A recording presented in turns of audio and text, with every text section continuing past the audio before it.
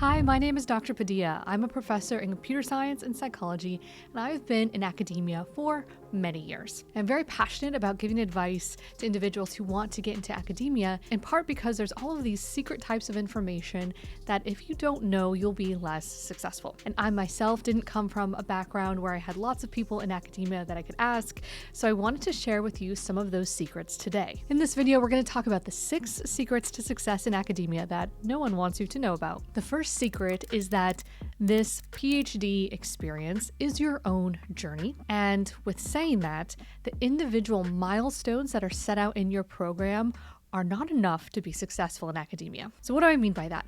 If you hit all of the milestones in your program, you probably won't have enough on your CV to go into academia itself.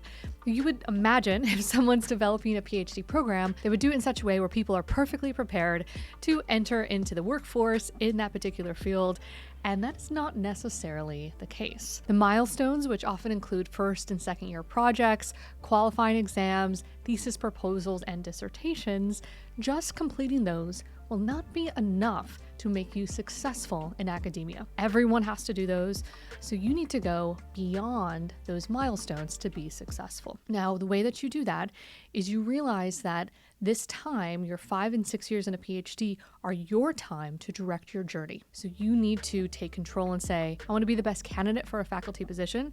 So in addition to those milestones, I need to publish X amount of papers or write a book or do these other types of things that would make you more competitive. And that is often something that your advisor or your program aren't necessarily going to impose on you because you'll be able to get through the program by just meeting the milestones. You need to take it a step further and really drive your PhD program and make it your own so that you, in the end, will be as successful as possible. The second tip I have for success in academia is that you need to advertise your own work. You might think that your faculty advisor or other PIs or individuals on the papers and work that you publish will advertise your work, and for whatever reason, they tend not to. So if this is your project and you want people to know about it, you need to be in charge of advertising it.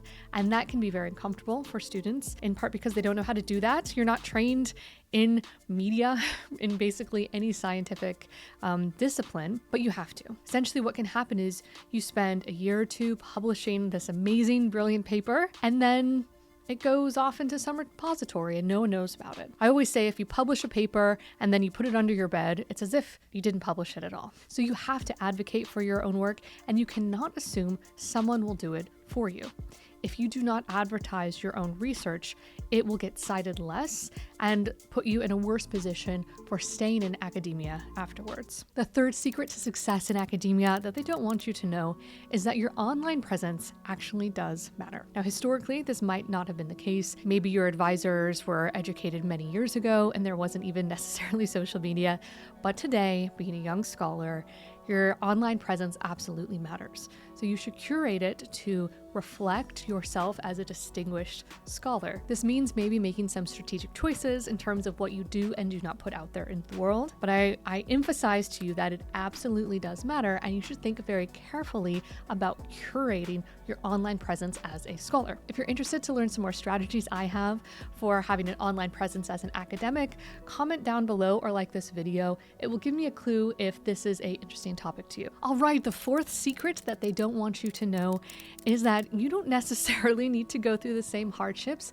as your PhD advisor. There will be lots of things that are challenging that maybe your PhD advisor went through themselves and they think you need to go through as well. That's not true. We're in a different world than we were when your PhD advisor went through their program. And so many things that they had to endure that were truly hard, you no longer have to do. So I think recognizing that there is a difference between historical PhD programs and what we have today, I think is very important, and not necessarily pushing back against your advisor, but I think you can gently avoid some types of obligations that maybe your advisor had to do because of that time in academia that aren't necessarily required today. The fifth piece of advice that I have for you for being successful in academia that they don't want you to know is to be very wary of self-serving advice. All of the people that you're going to be getting advice from in some ways have some stake in your career.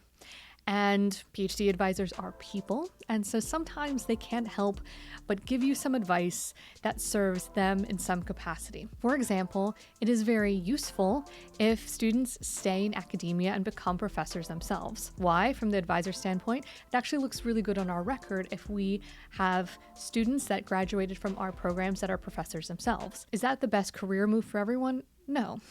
But oftentimes faculty will kind of nudge people into that because it serves them. There's lots of these individual pieces of advice where people are going to try to support you, but give you self-serving advice. So what I recommend is anytime that you need advice about a specific topic, get advice from the people you know, your advisors, etc., and also get advice from someone who has no stake in your career. Oftentimes advice might be slightly different. I have no stake in your career, so this is a really nice way for me to give you candid advice that is not necessarily self-serving. And lastly, the sixth most important hidden secret for success in academia that they don't want you to know is about the importance of relationship with people. We often think that academia in some ways is just a reflection of the quality of your work, and the best researchers and the best research always rise to the top. That is not necessarily the case. There is an important role that relationships play in your success. So this is how much of a good connection do you have with your advisor? How well did you network at conferences? Have you made friends in positions where they can help and support you along the way? Just like every field, networking is a very important part of academia, unfortunately, more so than pretty much everyone is willing to admit. But what that means is that you should really focus some part of your time on making true, sincere connections with people. And I'm not talking about networking where you're just, sending out a bunch of emails to people and you're not making real connections.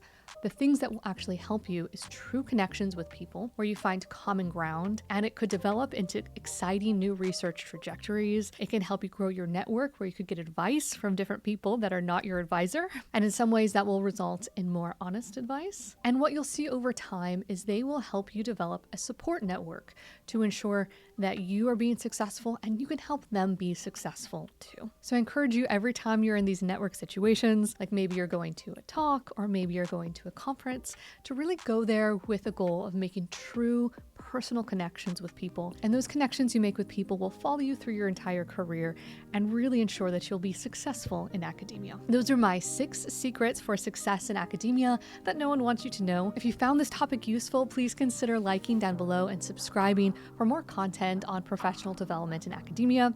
I find these videos very fun and I hope they're useful to you. Take care.